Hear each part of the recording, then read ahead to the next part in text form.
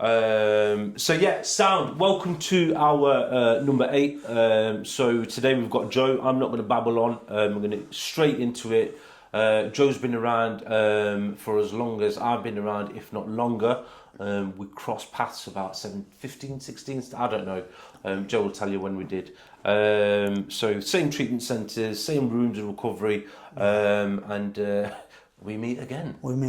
Still alive to tell the tale. Still alive, touch wood, if that's wood.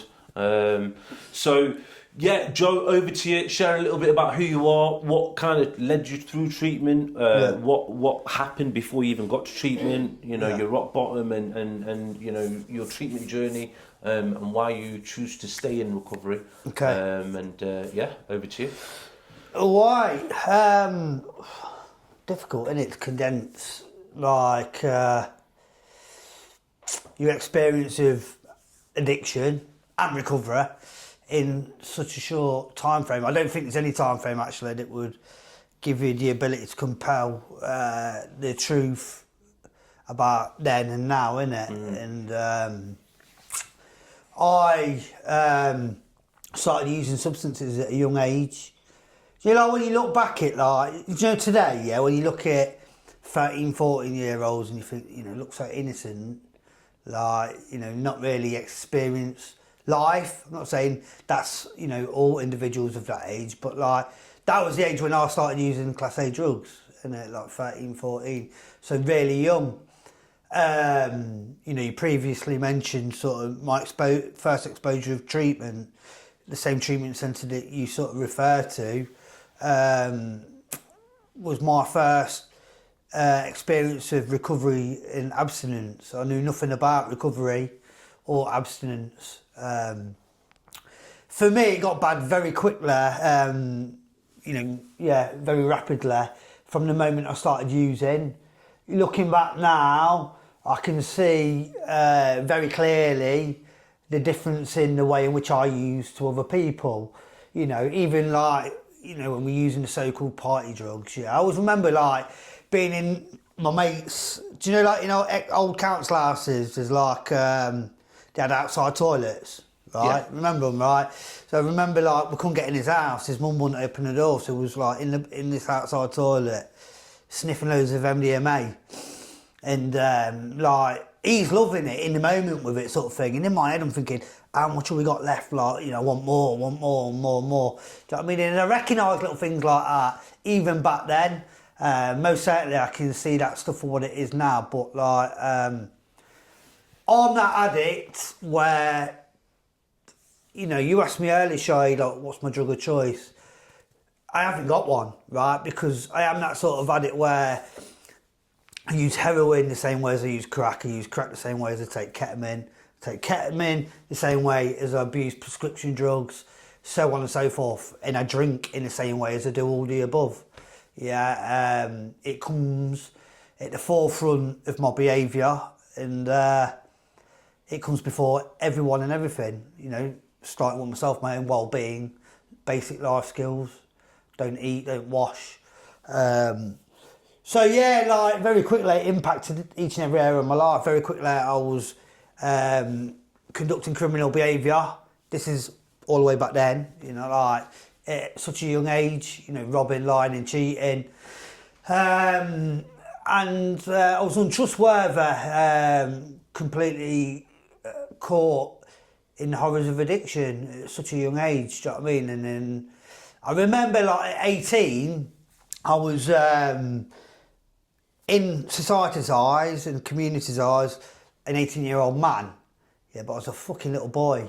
Yeah, I was a little boy that just wanted to be looked after. I wanted to die, but I didn't at the same time, but I didn't know any other way. I knew nothing about recovery, which is what I previously mentioned, innit? And I always remember I was street homeless. I had nowhere to go, nowhere to be, wandering the streets, terrified, wanting some sort of escape. I always remember I wanted to try and commit suicide, so I'd be taken into hospital just so I'd be taken care of by someone. Do you know what I mean? And I always remember going to my mum. My mum worked as a manageress in a charity shop in Loughborough, and I went there, and she hadn't seen me for ages. So there was years of addiction. Obviously, it changed the way in which her son looks, and I broke down and she broke down, and I said, Mum, I fucking can't continue. It's such a young age, you know what I mean? And it's mad because she previously got a number for a treatment centre for my older brother, who's also an addict, right? He's unfortunately still in addiction to this day. And she went, look, I've got this number of a treatment centre in Derby, and I rang them, okay?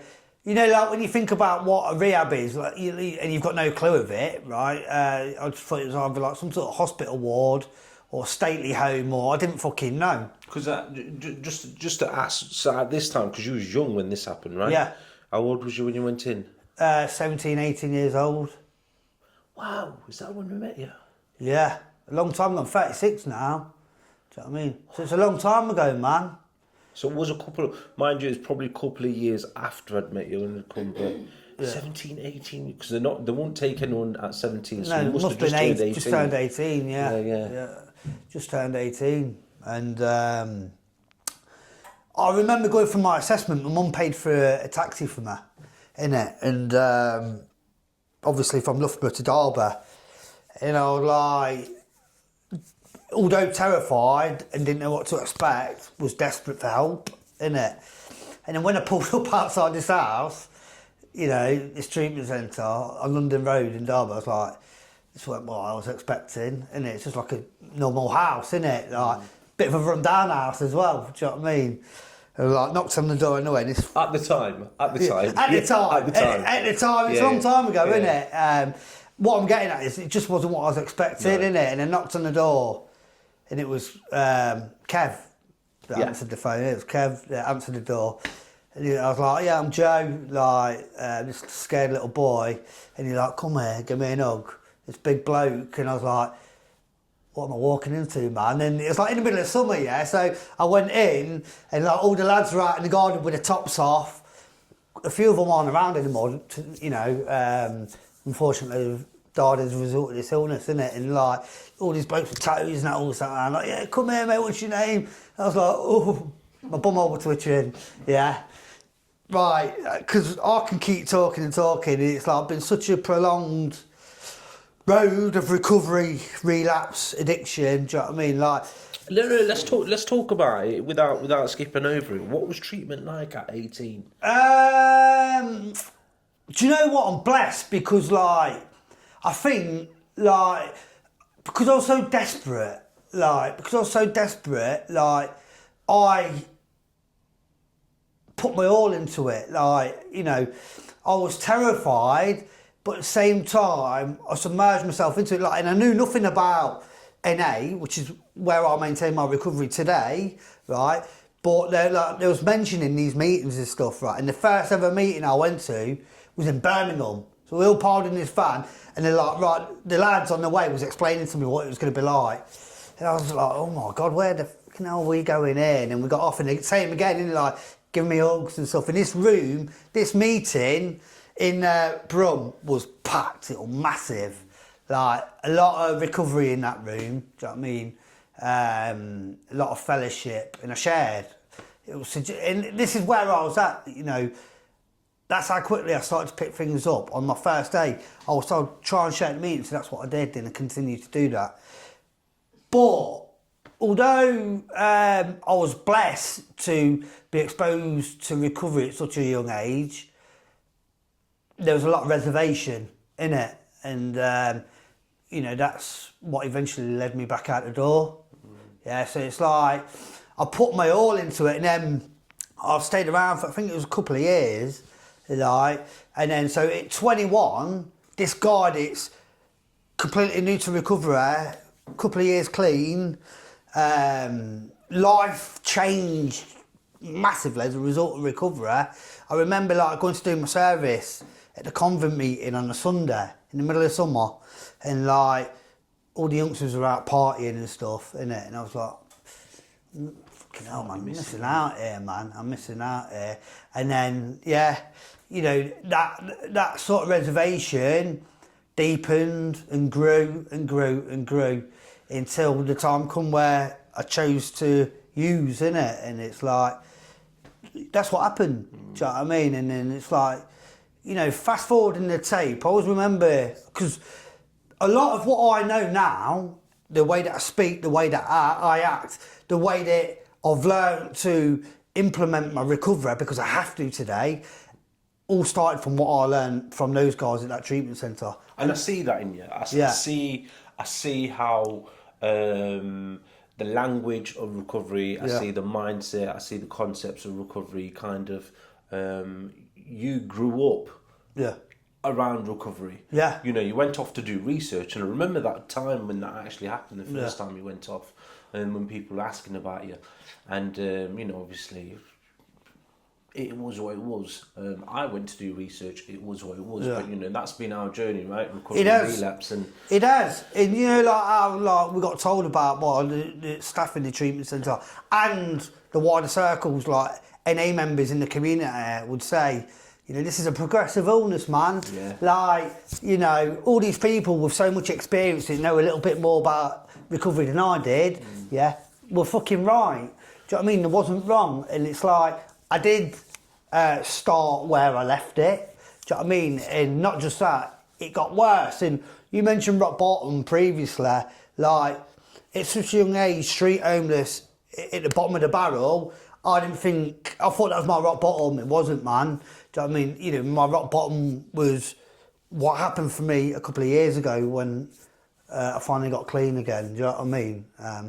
Let's talk about that. What happened for those that are watching? Yeah. So you've come back to the rooms. Yeah. You've come back to the fellowship. You've come back to recovery. Yeah.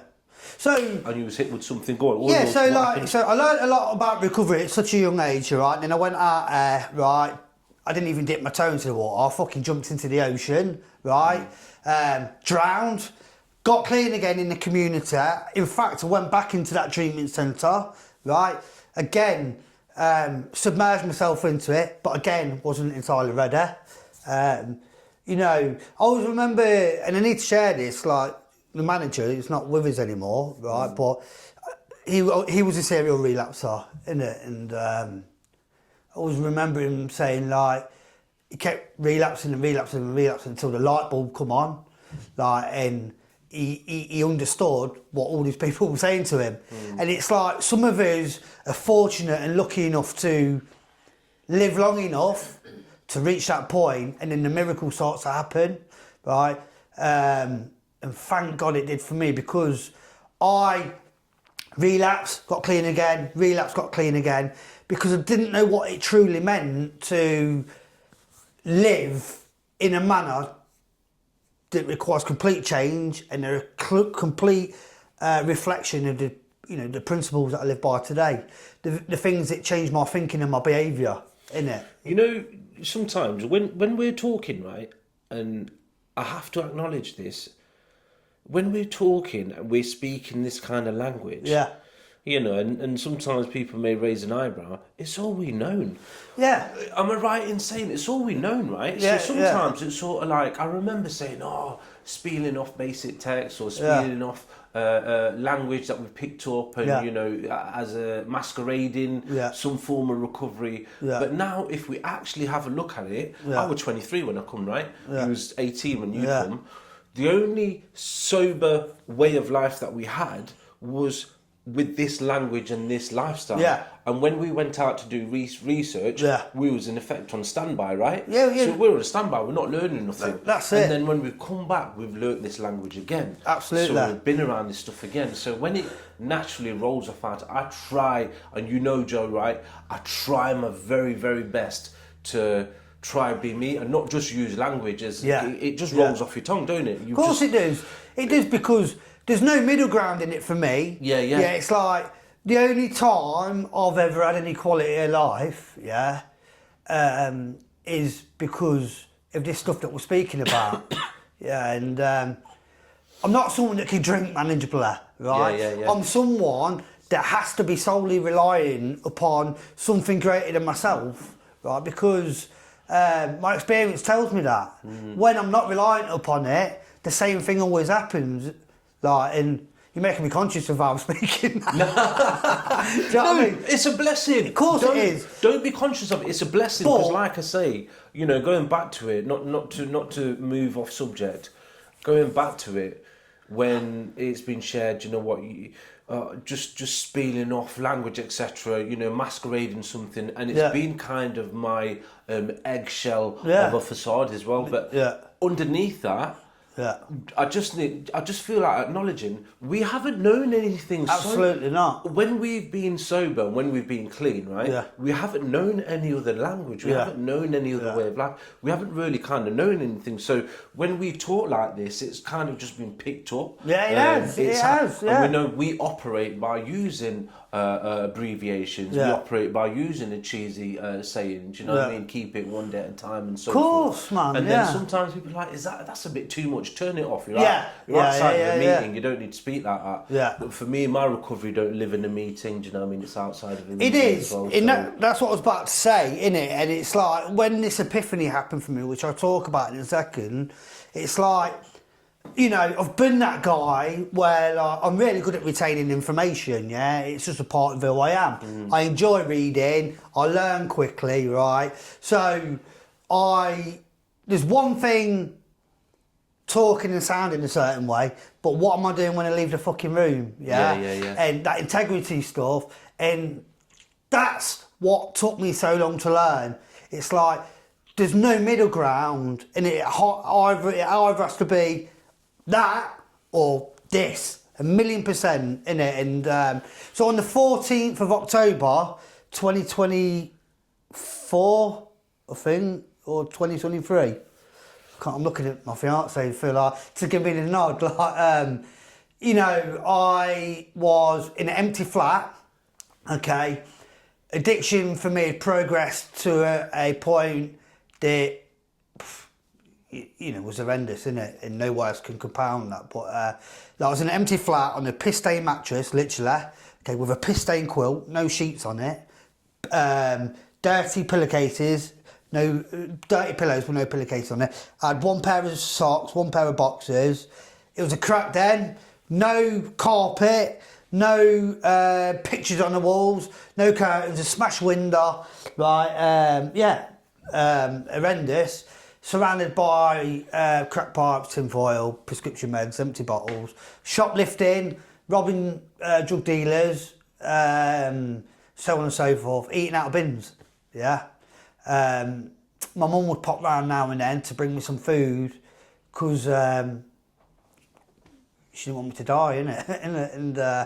And on that date that I've just mentioned, was on my way to score, yeah? And then by this point, like, I had enough, but recovery was not in my life. But when I say I'd had enough, I was doing little things to try and help myself. Like, I got a phone, right? I didn't have a phone for a long time because I just fucking sell it, yeah? I couldn't be manageable with anything because I was in the grips of it. And I got a phone and I'd reached out to a few people prior that I forgot about. So on that day, I was on my way to score and this NA member, which I didn't know at the time, it was a week clean, right? It was a week clean. And he rang me up. And he goes, you know, you're all right, Joe, like, you know, what are you up to? And I didn't tell him I was on the way to score, but I broke down on the phone. I was like, mate, I'm fucked. You know, I've had enough. And, you know, it's going to kill me. This is going to kill me. Whether it's overdosing, being stabbed, something's going to happen, right? I'm looking at going to prison because I've committed all these offences as a result of addiction. And he's like, look, I'll come and get you and we'll go for a coffee, yeah? And I was like, even though I had nothing in the bank, yeah, like, and addiction was the driving force in my life, I still, like, there was that pull there, like, I want to, but, and I was like, all right, and he went, I'll come and pick you up. And it's like on a film, right? I put the phone down and I started to walk back towards my flat instead of scoring. And this was a physical thing. I was like taking steps forward and then taking steps back, having that physical battle in it. And it's like, that's how powerful it is. I had nothing left, literally nothing left internally and externally, other than the fact that my heart was beating, yeah, which would have gone at some point. And I rang my mum whilst this was happening, and I told her that this guy had rang me. And I said, it's the right thing to do, innit? And she went, it is, son. You know what you need to do, and you can do it, yeah? So I went back, and he picked me up, right? So that was on the 14th of October, I think 2023, I think. And, 2023. And he come and picked me up, we went for a coffee, he took me to a meeting, and I've stayed clean ever since, right? So for the first 30 days of my recovery, I completely submerged myself in NA. I was going to meetings every night, mixing with people. I met my now beautiful wife-to-be, right, at that time. And although I didn't have anything physically, right, and I looked like shit, I looked like a fucking caveman at best, right, me and my mate laugh about it now, because he said I looked like a stick of the dump, right, I smelled like that as well, right, I had fur on my teeth, and you know when I'm on about that epiphany that happened for that treatment manager after multiple relapses, when that battle was happening for me, right, my head said to me, cancel him, go and use, right, and meet him tomorrow, yeah? And that's where the light bulb come on, because I learned, and my head said that to me at 17, that same lie, innit?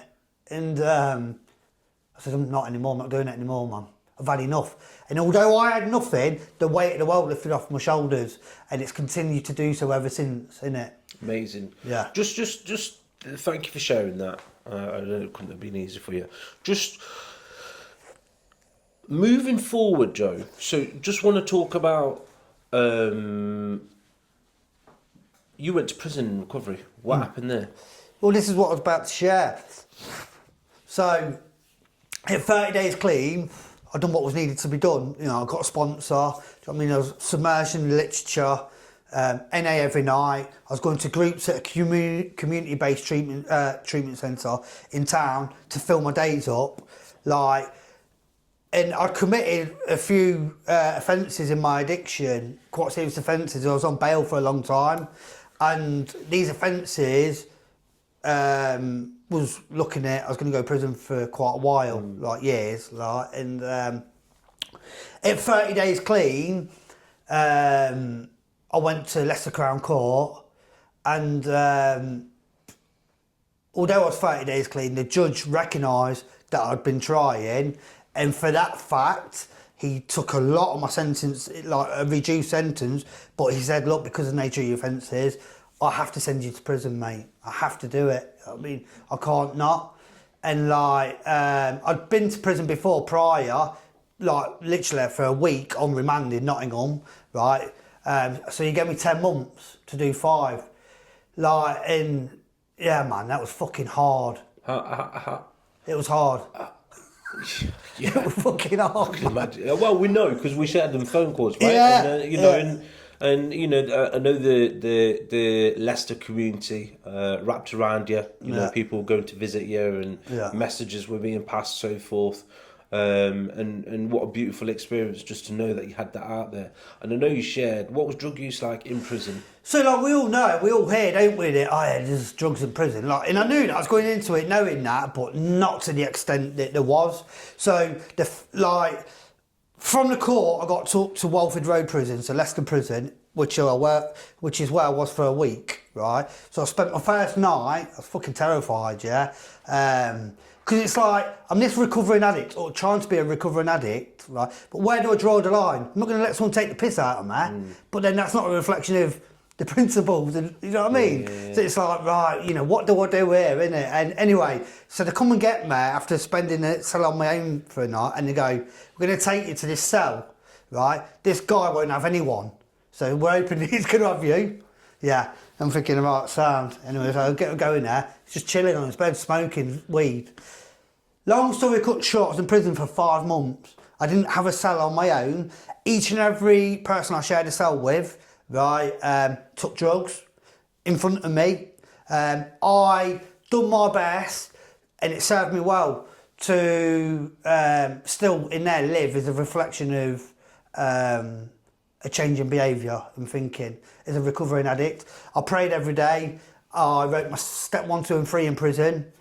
My fiance, an NA member, recovering addict, was massively supportive to me. My sponsor, my mum, until I come out the other side. I come out, I done my sentence, and I come out. There was no meetings in there, other than towards the end of my sentence. There was I was going to an AA meeting every 2 weeks because I was desperate. Of course, yeah. I had a little in my pad.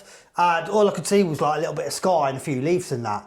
And every day, that was my point of connection to something other than myself, So that's where I would, concentrate on.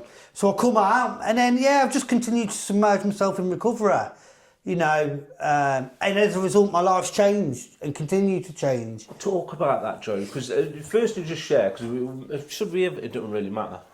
Share about how clean you are in terms of time. Also share about, you're a father now and father to be. So yeah, I'm going to be coming up to 2.5 years. Amazing. Yeah, well I'm going to be coming up to 2.5 years.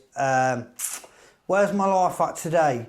So my life today is I work full time in a drug and alcohol service. I'm a housing support worker. I'm good at my job. I'm valued in my workplace. I have got a fiance, right? She's also a recovering addict. She's celebrating 5 years next week. Amazing. Yeah, man. She's my best friend. I'm in, for the first time in my life, a healthy, honest, trustworthy, committed relationship that's loyal and dedicated. We both have our individual recoveries, but we both are in recovery together as well, loving and living life. We have a little girl.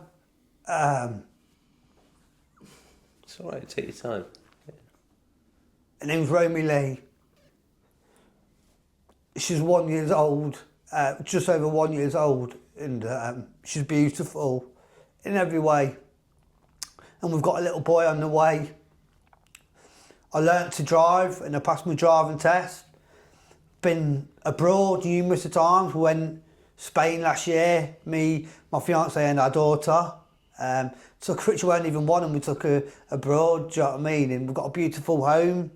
And with all this, I'm saying all this stuff, but I struggle still, man. Do you know what I mean? I've got an head that tells me I'm a shit dad. I've got an head that tells me I'm a shit partner. I've got an head that tells me I'm shit at my job. And do you know that lie I was talking about, right? Oh, get in touch with that recovering addict tomorrow, yeah? That same lie still lives within my head today, right? But it comes in other forms, innit? So you can't pass your driving test, Joe. You can't get a job. You're not going to be able to be a dad. You're not going to be able to be a successful part in a relationship. And the reason I'm sharing that is because the evidence, right, shows me differently. Yeah. Which...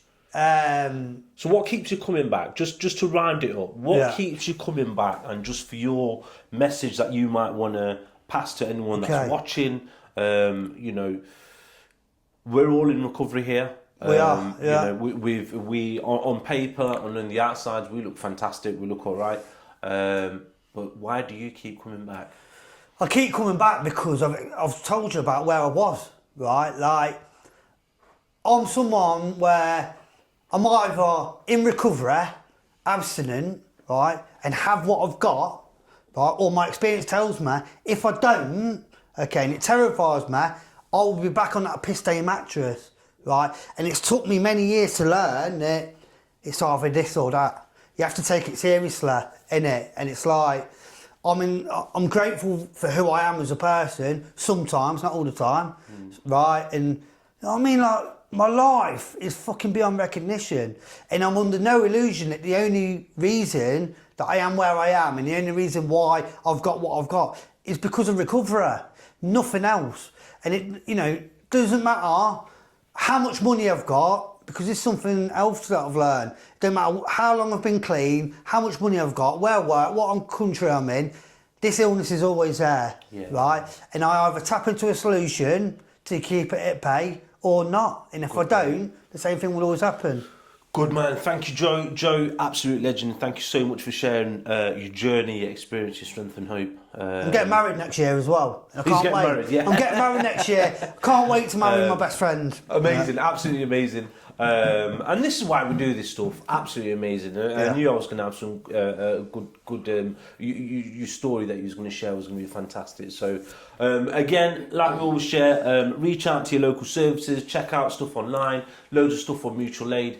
Ask for help. There's always someone in recovery. If you don't know someone, there's someone that knows someone.